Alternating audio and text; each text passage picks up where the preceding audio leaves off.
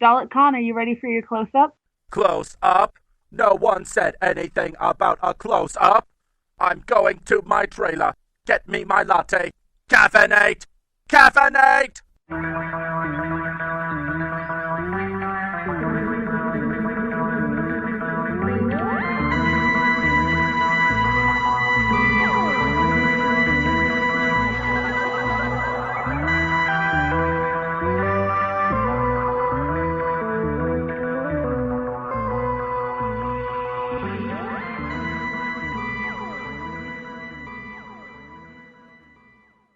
Hello, welcome to Mad Fans with the podcast. I'm Alexis, I'm James. And I'm Scott. and we're still revisiting all the doctors. This week we are looking at our favorite, well, not my favorites, but the sexiest doctors out of all of them, Yes. if I might say. Christopher Eccleston played Dr. Nine, woo!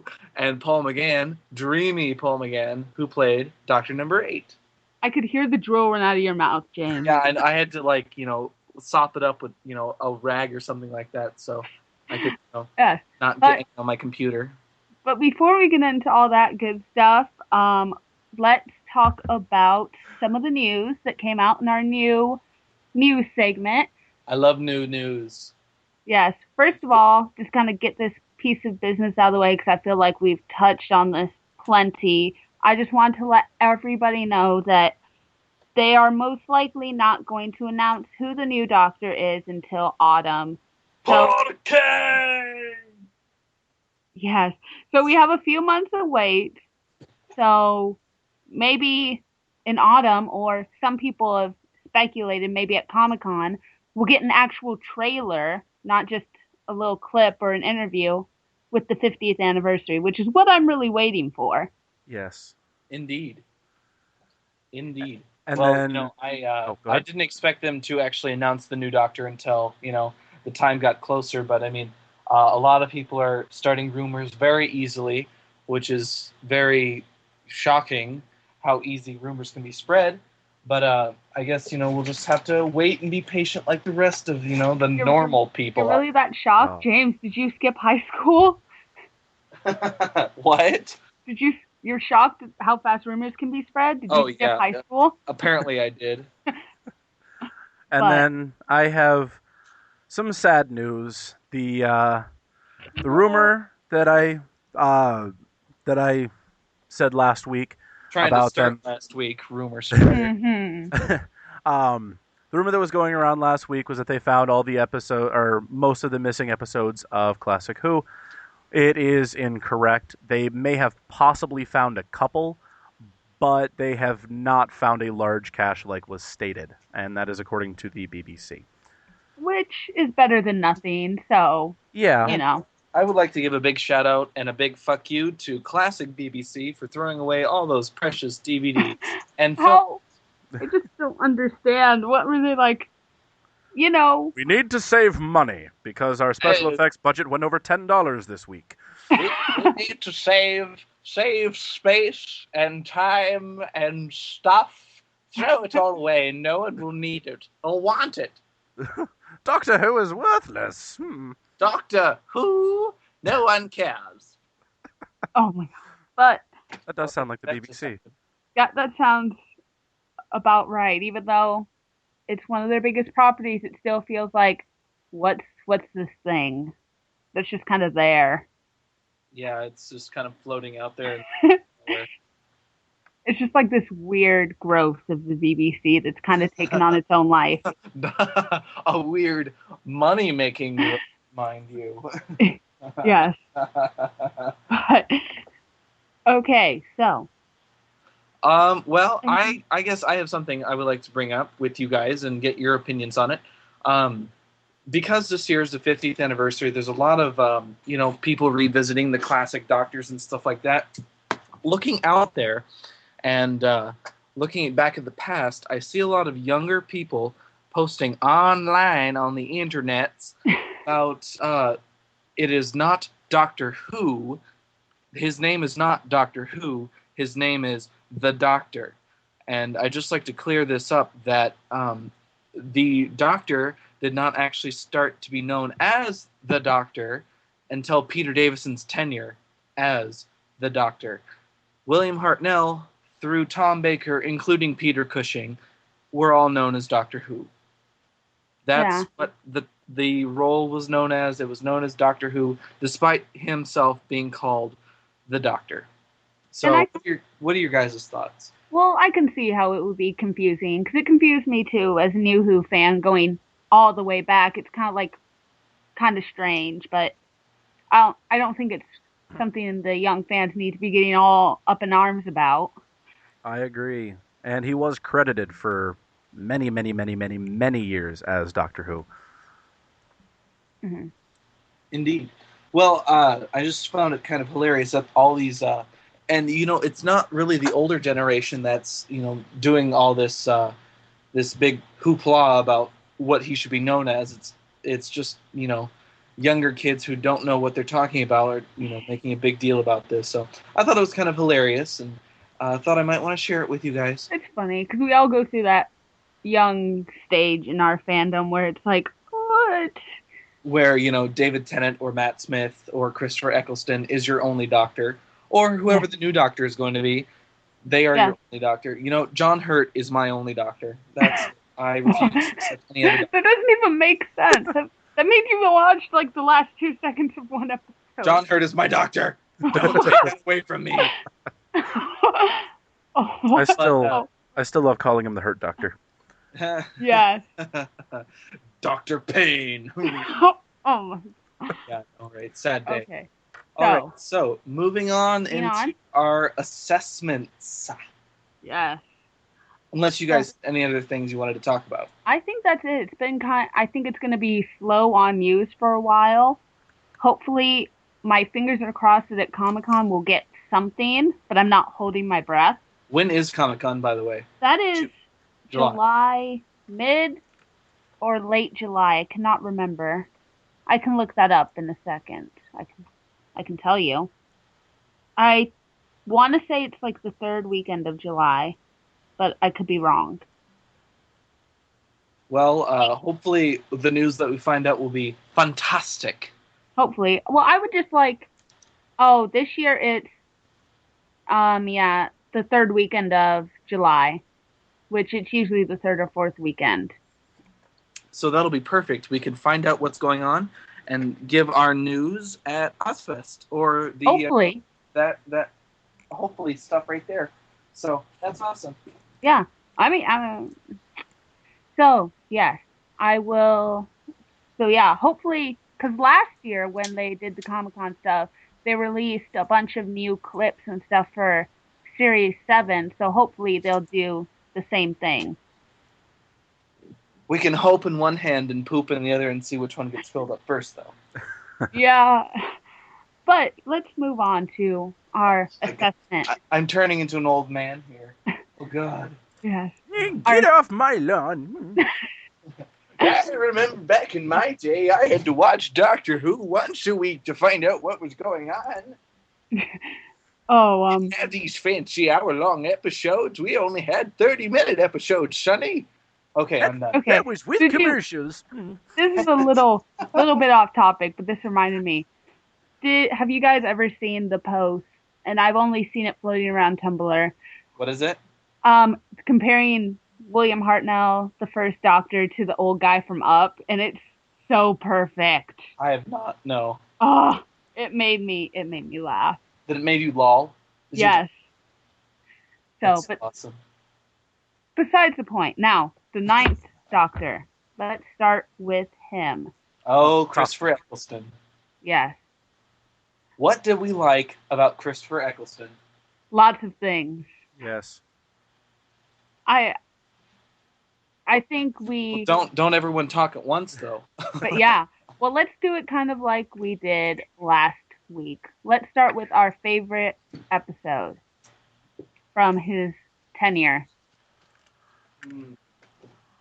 I'm going to say my favorite episode from good old Chrissy was, I would say, I thought the Doctor Dances. That one with the empty child, the doctor dances. Mm-hmm. I thought it was absolutely brilliant writing. I thought it really portrayed the humanity of the Doctor, and for once, in one brief glimmer of a moment, we saw him soften up a little bit. We saw his love return. I think it was a defining moment because he realized that he loved. Well, I guess love is kind of a strong word, but he loved Rose Tyler, and he realized that the whole world is not all about trying to save it, and well, it kind of is, but the whole world is not about him, but it's more about humans. And I think in that one moment he got his humanity back. So yeah, there we go. That's my favorite. Very lovely answer. I am torn between The Empty Child and also Parting of the Ways, which is the last episode. I like The Empty Child because it's a start off to a great two-parter. I I just enjoyed it. I felt it's where the series really hooked me around in that area, and I always tell my friends, it's just like, get to this episode, and I promise the show gets watchable. And also, the Parting of the Ways, I loved the regeneration scene, and it was the first one I saw, so it kind of holds a special place on the Whovian mantle. Well, I guess here we can. I guess not to interrupt you or anything. No, So go on. that brings up a good point. I want to ask you guys, because Christopher Eccleston brought back the series. He kind of rebooted the series for new kids. Do you think he pulled off the regeneration scene well, or do you think he pulled off the regeneration thing well to introduce it back into new culture? Because although we will get to Paul McGann, he was in the 90s. Christopher Eccleston, I think in 2005, brought it back, like I said, for the new kids, and they need to reintroduce the concept of regeneration to everyone who had not seen the show before. So, do you think his regeneration scene did well, or did it leave you with more questions than answers? I I thought it was, clear enough to where I could understand, but also when I was watching the show, I had, you know, other people with me talking about it. So maybe if I was watching the show independently, it might not have made as much sense. So I could see how the whole regeneration thing could be kind of trippy. It But I do think when, sorry, just let me, just when I finish my thought, I do think when David Tennant came in, they did this whole Christmas episode. I felt like they kind of explained it more in that episode. So I think it ended up working out. Makes sense. What about Yeah. you, Scott? What do you think? Sorry, I well, didn't want no. to mean to interrupt you. Basically, I mean, when I started watching Doctor Who, I watched it on my own. I had one friend that was into Doctor Who, but I didn't know it at the time. And so I was watching this, and I had no clue what was going on. And I mean, when the regeneration scene came in, I mean, I thought it was clearly enough explained that he was going to change his face, he was going to change his attitudes, and then David Tennant comes in and is completely different from Christopher Eccleston. But I thought it was easy enough to understand for people who were very new to Doctor Who at that point. And then kind of doubling back, you guys both skipped a fantastic episode in season 1, Which one is that? Father's Day. Yes, Oh, that yeah. was a That one. that and the Parting of the Ways are tied for my favorite of season 1. I thought Father's Day was a great way to look at the cause and effect of kind of going back across your own timeline and what could possibly happen. Which Moffat era is kind of ignored. But you know what? We'll get to that another Yeah, time. But completely. Moffat. ah, Big friendly button. because I have a friend who is starting the show again, and I was thinking about some of the different episodes because I lent her my DVDs of Christopher Eccleston, and I was like, you know, at least in here there's some consequences, but But that's a whole nother shindig that we could get into. And I think Father's Day, it kind of represented the what Scott said. For the first time, we see what are the cause and effects of going back and changing time, and seeing what happens when you mess with what was supposed to be a fixed point in time. Yes, I do really enjoy his era. The only ones I really didn't enjoy were the Slovene episodes. Oh God. God, And the end of the world episode I didn't like. eh, I Lady didn't. Cassandra just for me was everyone seems to like her, and I'm just like, yeah, no. I I didn't like her, but I didn't hate her. She's just one of those ones that I kind of feel on the fence about. But I felt like, Moisturize me, ah.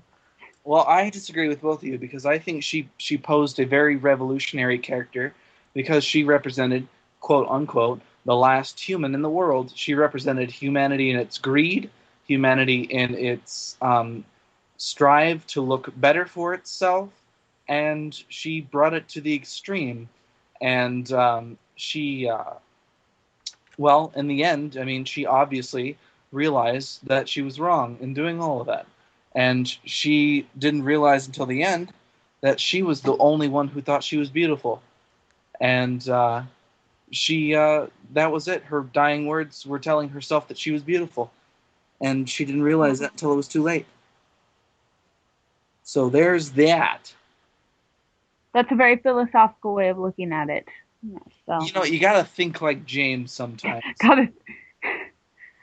All right. So what what didn't we like about his tenure? What? Oh, God. The Slovene Yes, in general, just I bad. I did not like that whole story arc, and it. I remember watching it and just no, it just wasn't good. I don't know. It I was can't remember. it was Go literally on. 3 episodes into the season, and I'm just like, what is this? And then I kind of took a break from Doctor Who for a while, and then I went back to it, and I'm like, yeah, I just had to suffer past those couple episodes. Yeah, like I was. I this is the one of the few reasons I was glad I got to watch it or have the knowledge of other people. They were like, just get past this part, and it's good. I promise. And I was like, I'll trust you. Well, you know, the Slitheen were good villains, but not for mainstream Doctor Who. They were good villains in the Sarah Jane Adventures, but not for mainstream Doctor Who. I had no idea they were in the Sarah Jane Adventures. They I are. haven't watched it. They are a I very prominent figure in the Sarah Jane Adventures. Unfortunately, they're in like every other episode. oh, and I was looking forward to But it watching still that has too. Elizabeth Sladen, so that's Yeah. worth it. It's kind of like, you know, still had sex. You know, still has Elizabeth Sladen. Oh God. I know, right? There we go. It, But it isn't, you know, James Hodge until there's an inappropriate joke in there. it's still not as good, and this still makes me laugh till this day, calling Perry the walking breast. But Did so my I say that? yes, Oh God! and I still remember it very clearly. That was one of our first ones. I You think that called- was from the episode that didn't make it, the first episode that got lost. I'm not sure. God, we have our own lost episodes. The one that we'll never find. It's completely never gone. But I still remember you calling Perry the walking breast, and I still remember that clearly to this day. Well, I that's remember that's. too. I still stand by my statement that Perry is walking breasts. However, Nicola Bryant. No, not Nicola Bryant. Who am I thinking of? What is her name? God, Perry? is it? Yeah, isn't That's Nicola Nicola Bryant, yeah. Well, Miss Bryant, if you're listening to this conversation, no offense, you still got the great looks, but I still think you're just the walking breasts. Okay, But Well, they're very nice everybody if you likes are breasts, listening. so it's okay. they're very nice breasts. Yes, I agree. So It anyway, showcased very well in the 80s. no, Okay, so not that I don't enjoy boobs, but let's move on. what didn't I like about Christopher Eccleston? I didn't like the fact that he was such a soldier that he kind of, you know, all he wanted to do was, you know, defeat the Daleks, and that was the big thing in his tenure was he had to defeat the Daleks, whether or not he survived. and he just made his whole mission statement, about winning. And truly, I mean, although everyone wants to win, he kind of bugged it out for me. I have one thing to add to that. I He was kind of like the Doctor's version of Charlie Sheen. what do Yes. you mean? Winning. Oh, okay. Well, I can agree with what you have said, James, but I also feel like at this point in the story, right after the Time War, whether that's a good thing or not is a whole another issue, but I felt like it made sense with his character Yes. after, what happened. Well, I mean, not to mention that we are indeed, when we see Christopher Eccleston for the first time, we're seeing him for the first time, and or when we see that Doctor for the first time, he's seeing himself for the first time. That's what I meant to say. So, I mean, we're both seeing a new Doctor at the same time. Hmm. So there's that to keep in mind, but I did not like his soldiery type of attitude. Okay. Um, so any other general thoughts on this Doctor? I I don't know how I feel about the fact that he got one season. I mean, there's this whole shoulda, coulda, woulda thing. It's like, how would these stories in the second season or whatever have been different if, Christopher Eccleston had stayed on and it wouldn't have been David Tennant? Which I think is kind of ridiculous from the fandom because it just goes around in circles. So I think we need to stop. Indeed. Yeah, and he didn't want to stay, so Yeah. Well, there's this whole weird thing about whether he wanted to say what it was. I think it'll be interesting in a few years or later down the line when people's careers can't be as hurt. Yeah. What comes out about what had actually happened because it is kind of weird because you hear conflicting reports all the time. Well, indeed. Well, I mean, Christopher Eccleston, he just did it as a favor to come back and reprise the show, and he just did it for a year, and that was it. I mean, he doesn't want anything more to do with it. He's more interested in being in Thor than he is the Doctor.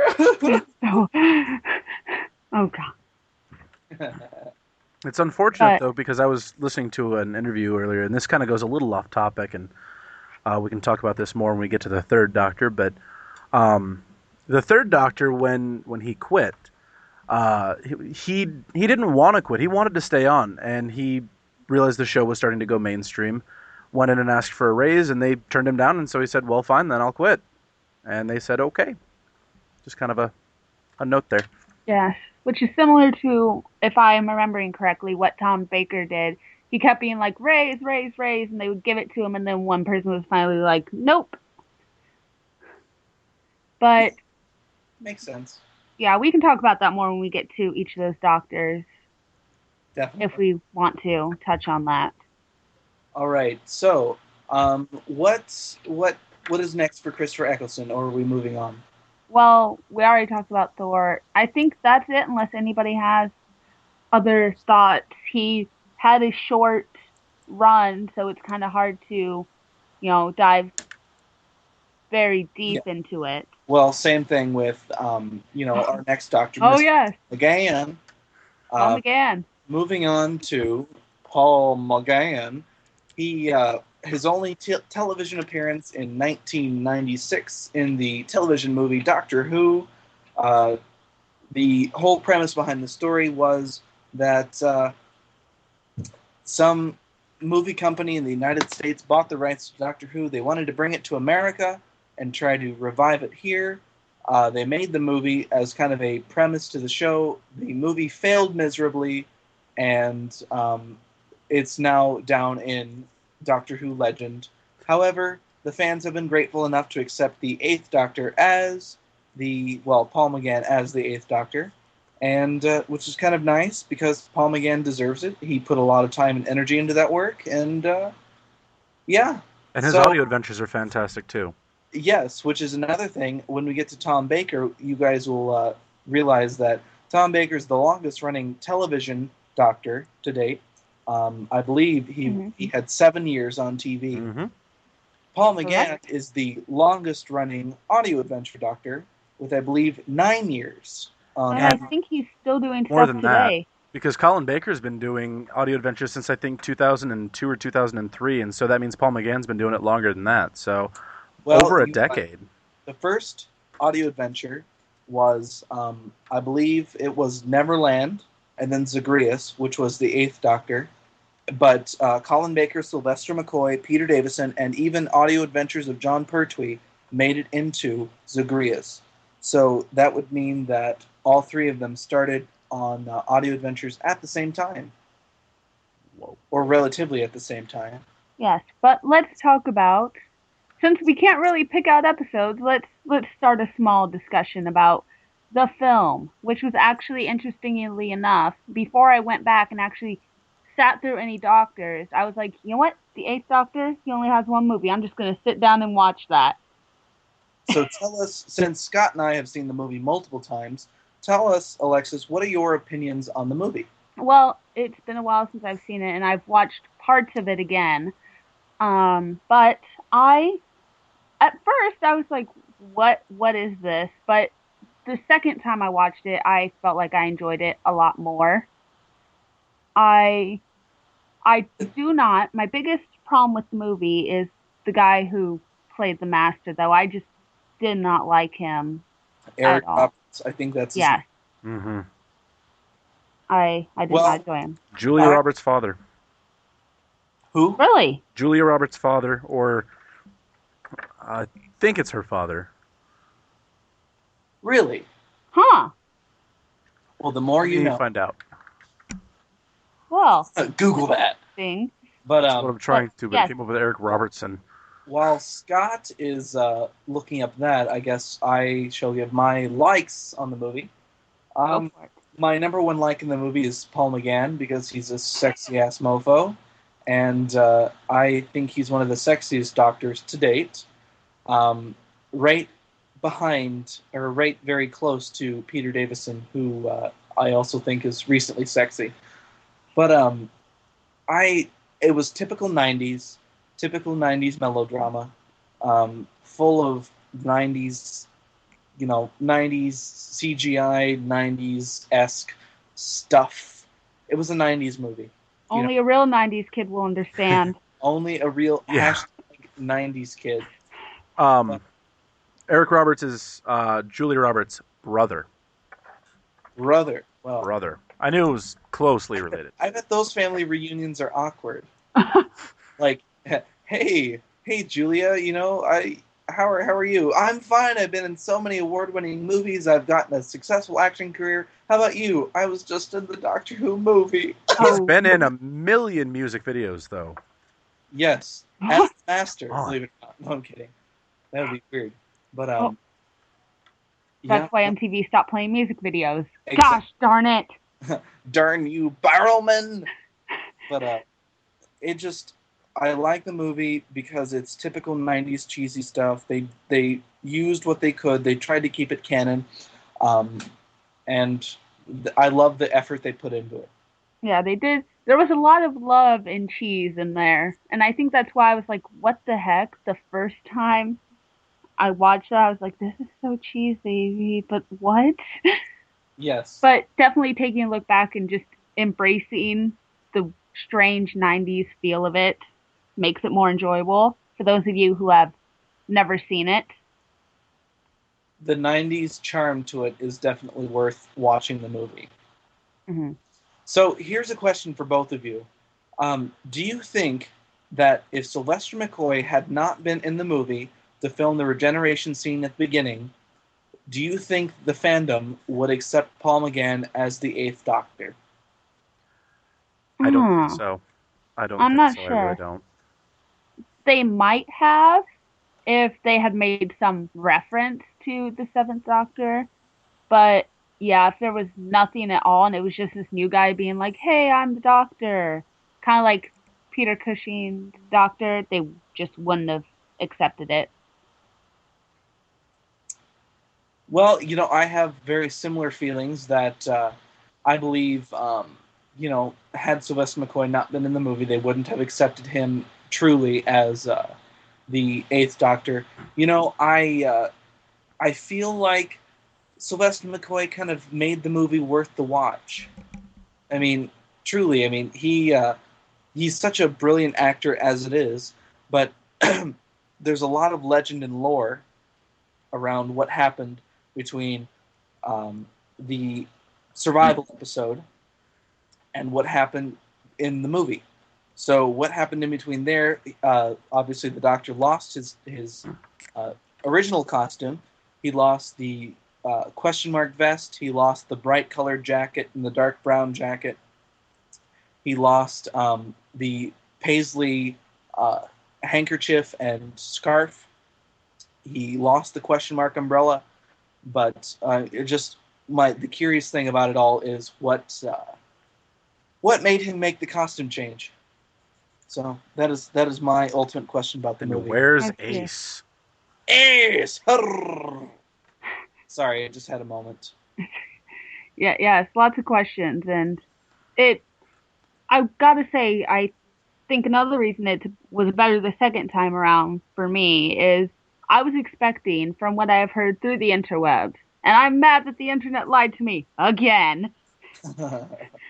I had heard, darn you, internet, but what I had heard or what I was expecting going into it was something about the Time War, because that's what people had been talking about. So I sat down with my popcorn and my laptop and I was like, let's do this. Let's fight some Daleks or whatever we're going to do. And that didn't happen. So I was like, what? Well, yeah, that's another thing. That's one of the things I don't enjoy about Paul McGann is the fact that he never got enough screen time to establish how his Doctor acts and how his Doctor, interacts with other people. Unfortunately, I would have loved to have seen the movie take on the Daleks. I would have loved for him to take on,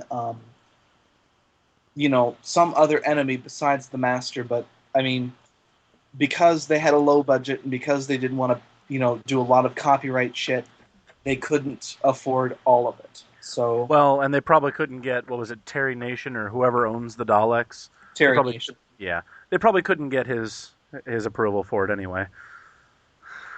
Yeah. Well, yeah, probably. Well, I mean, Doctor Who was just floating out in, nowhere land at the one point in time. So, I mean, you never know. But I mean, it's one of those things. It's a fixed point. Exactly, it's a fixed point in time, and we can't go back and change it now.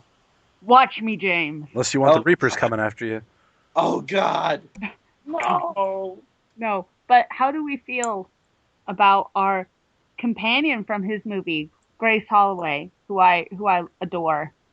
Well, I may be. Well, okay, I'm not gonna lie. I am biased because I got a chance to meet Daphne Ashbrook herself twice, and I'm gonna meet her a third time in November when I go to Chicago TARDIS.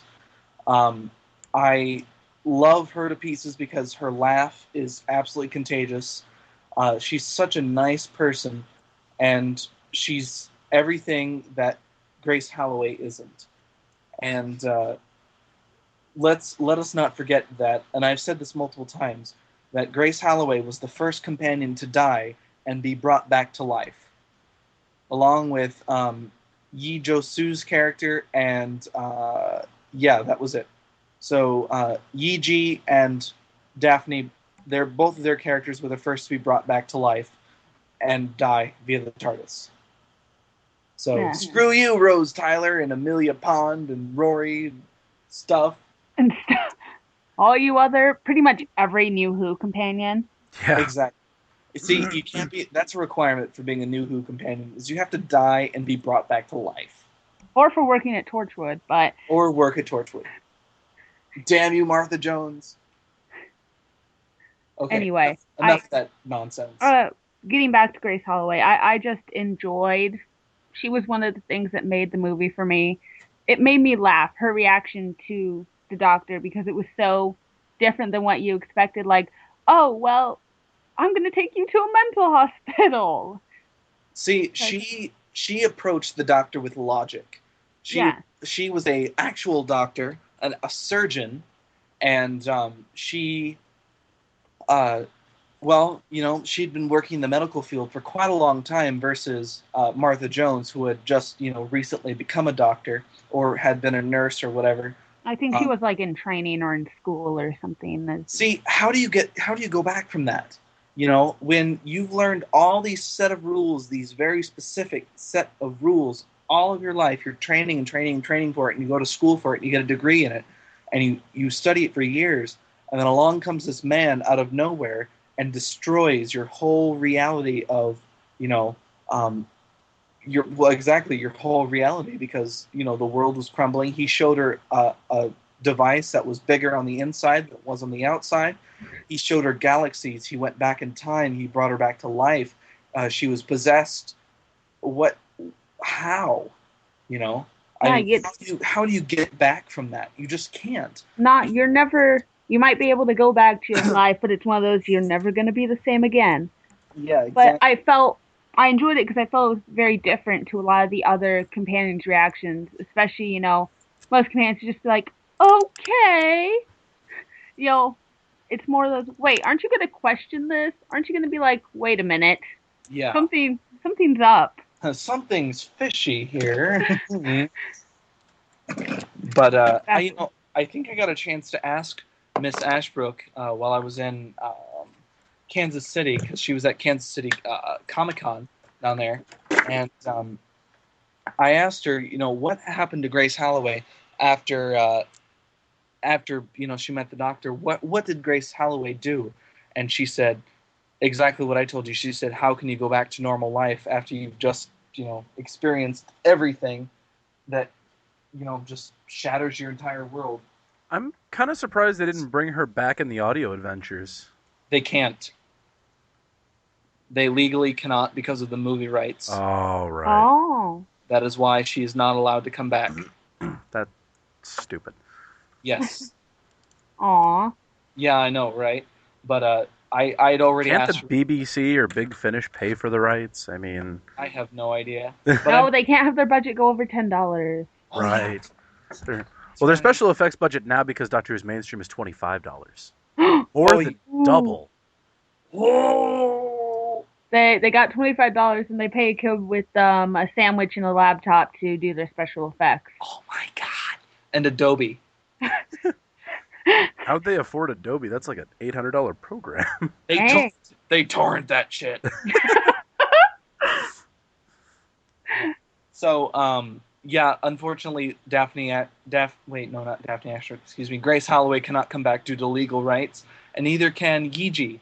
But Eighth Doctor can come back because BBC still owns the rights to the Doctor and the TARDIS and the theme song. So I think that's the only thing they bought, was the rights back to the Doctor, the TARDIS, and the theme song. Yeah. Which is very unusual to spend your money on just those, but hey, I mean, when you're a multi-million-dollar company, you got to make money on something. Exactly. But wow, so I enjoyed the movie the second time around, mainly because I knew what to expect. This is a weird comparison, but it's just like watching Napoleon Dynamite the second time around, because the first time I hated it. Yes. Well, a lot of people do. A lot of people in Yeah. their right minds will hate it the second time around, too. Yeah. It took me a long time to like that movie. It took me 3 watches before I thoroughly enjoyed that movie, and then by the 4th one, I was just like, I've seen this way too many times, and now I hate it. Yeah.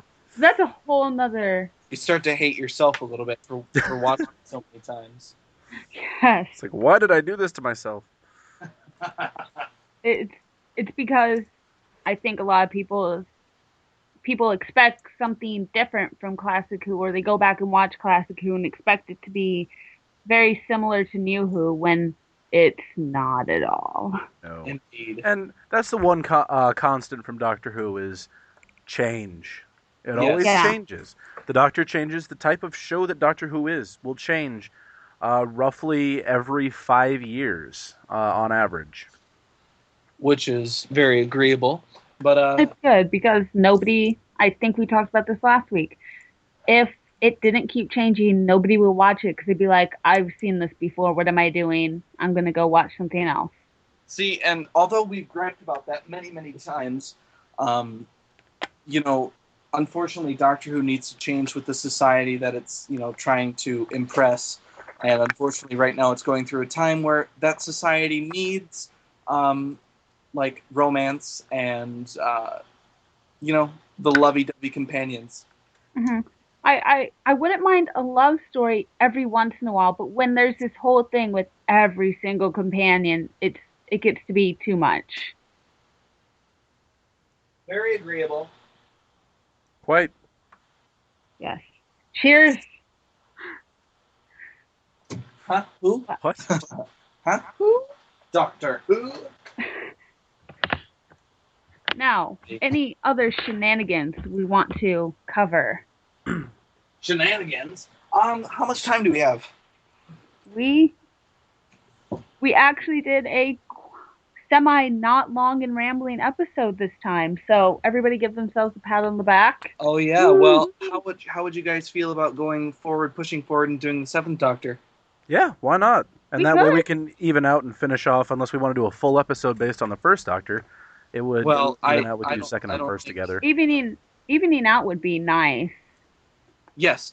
So let's push ahead. Go forward to Sylvester McCoy. I was hoping to watch a little bit more of him, but that's okay. Ace! Yes, Sylvester.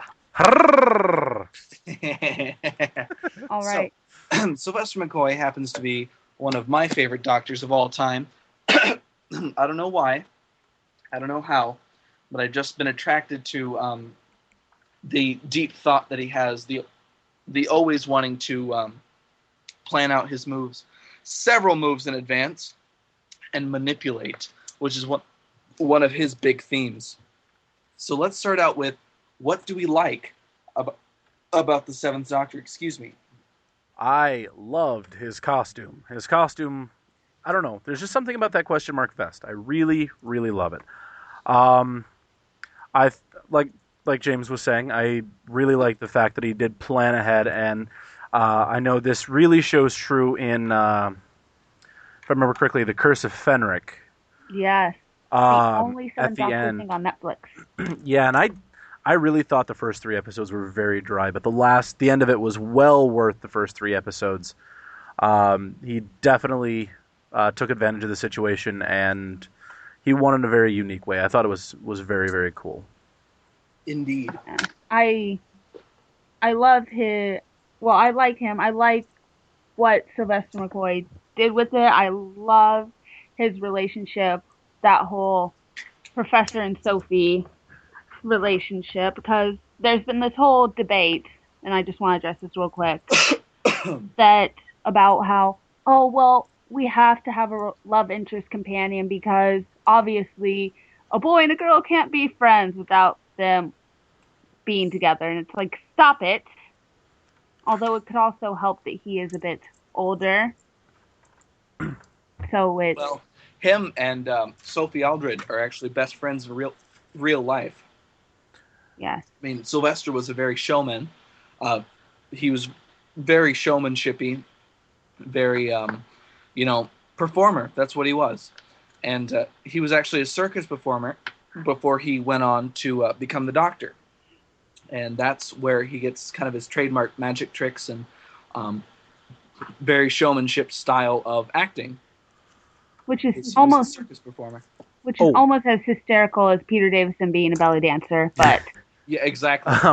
I also liked the way that he always said phrases in his own way, like a stitch in time takes up space.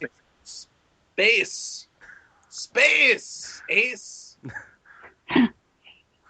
Yeah, sorry, I have the hiccups over here. I apologize because I'm hiccuping and it hurts. Ow. So, it's okay. so And what didn't we like about Sylvester McCoy? ooh, I'm just going to outsay it. Some of his episodes were really boring. Yes. or like Pick Scott up- was saying, with It didn't pick up speed until the end. And then it just, it wasn't a rush to the finish, but it was still, it did not pick up speed until the episode was almost over. Although I feel like Doctor Who's always had trouble finding this balance about, okay, we need to take our time with the story and all that, which is good, but not drag it out too much. Then now there's the problem with, we gotta get to the end right now. Yeah, they have a hard time finding that balance, and I think in Classic Who they were like, oh well, we're going to do a 4-episode arc, and we only have 2 episodes worth of storyline. And now they're like, we have 2 episodes worth of storyline, but we only have 45 minutes. I tell you what, my favorite cliffhanger though comes from the 3rd Doctor story arc, The Sea Devils. Oh, excuse me, where it just it cuts off with the Doctor climbing a ladder. Like he's climbing a ladder and he looks down and it goes wee. You know, and it cuts off to John. I'm gonna have to watch that later. This is just a quick throw out for any of our listeners who want to find some Classic Who, and this is what I have been using since Netflix is like, well, we're going to take a random story arc from here and a random thing from here for no reason, instead of just putting all of what they have just on there. But Daily Motion is a great spot to find it.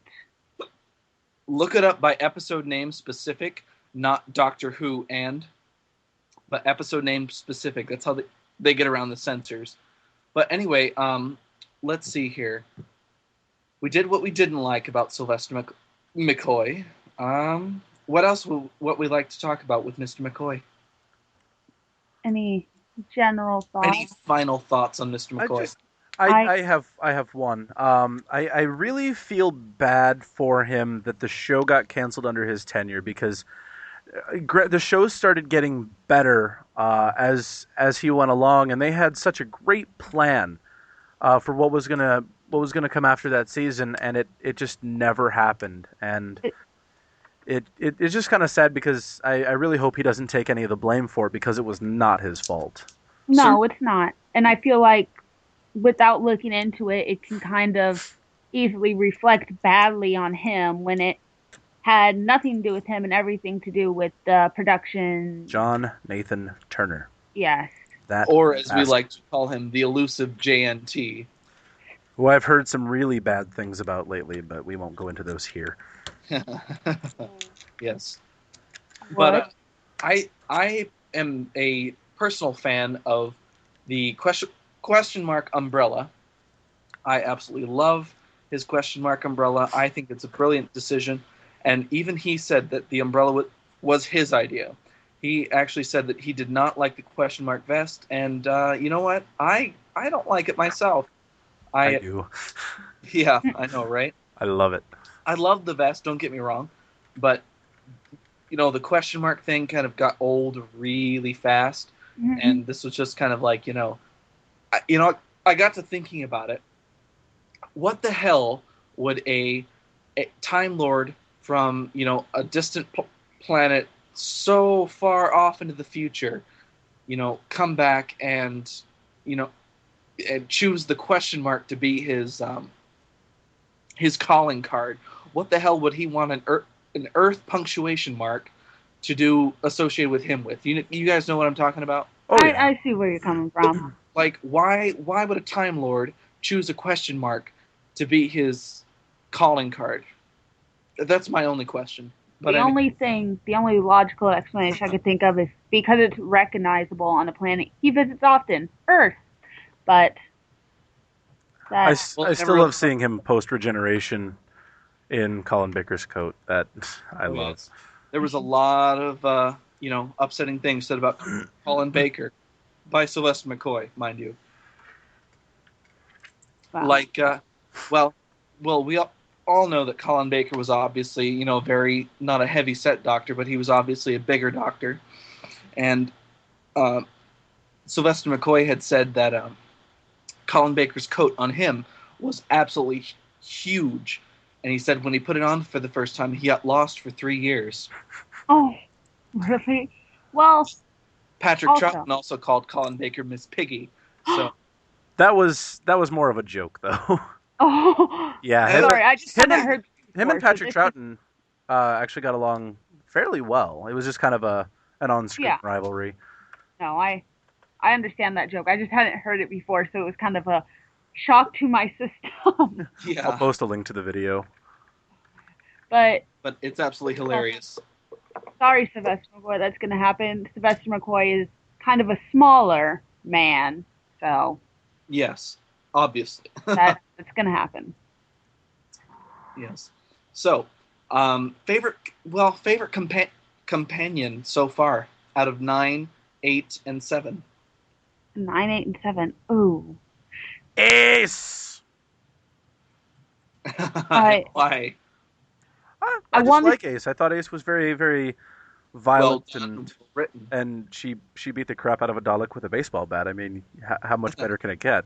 well, I do like my women violent, so I'm gonna have to go with Ace. I almost considered saying Mickey just to make everybody mad, but Mickey I who? And then I would have punched you. oh wait, we'll be seeing each other at Ozfest. Never mind, I'll be good. I was gonna be like, I'm over the computer, you won't see me. Oh, Rud, you will. I I would have to say the same. I really enjoy Ace. I think Sophie Aldred played a wonderful character. I think she portrayed the teenager well, and her backstory is a little bit muddled, but still, oh, such a fantastic character. yeah. Well, 7, 8, 9, they really didn't have many companions, so it's kind of not a ton to choose from. Well, seven, Well, yeah, seven had 7 Mel. had more. Ace. 8 and 9 really had not a lot. If you want to count the audio adventures, Well, yeah. you know, 8 had Charlie, and some couple of other ones I'm not quite sure off the top of my head. And 9 had Rose Tyler and Jack Harkness and Mickey, and Jackie Tyler could be considered a companion. Maybe. Yeah, but Depends no, on it's how Jackie loose Tyler. your definition of companion is, I guess. We'll bend it very loosely. Not that I didn't enjoy Jackie Tyler slapping the doctor every once in a while when he needed it. Exactly. All right, well, that's all I got. Anything else from you guys? I think that's it. Next week we're going to cover 5 and 6. 5 and 6, yes. Ah, So- good. I've been waiting for that So- week. Yeah, so 5 and 6 next week. Looking forward to talking about Peter Davison. And I'm, Oh, of course, sweet. looking forward to talking about Colin Baker, who is my Yeah, personal yeah. favorite. Oh, yes. Woof! I have to refresh on because you're going to have to go to Daily Motion for his kids because there's none of his on Netflix, which I could The talk only about. doctor, besides 8. Oh, yeah. Well, yeah, because no one likes Colin Baker. I could rant. Sad Oh, I fight. like Colin Baker. There's a Right. few others, but Yeah, I can think of a few. One person that counts as 5. yeah. I like Colin Baker's doctor. The only bad thing about, we can talk about this more next week too, is his jacket I found distracting when he was trying to be serious. Well, you just have to look past the jacket. I did try. I try. It's the Try- center of attention, Try harder. Well, it does get attention, yes. and that's why I wear it to conventions. Oh yeah. Everybody everyone can find stops you in a crowd. Exactly. You Yeah. can see me from a mile away. Alrighty. Well, I think we are signing off before we get completely going through every doctor. Yeah, I know, right? All right. Well, this is James signing off for Mad Fans. This is Scott. Dyslexis. And we'll see you guys next week. Good night. Night. Reverse the polarity of the neutron flow. Give the neutron flow. Give the neutron flow. Give the neutron flow. Give the neutron flow. Give the neutron flow.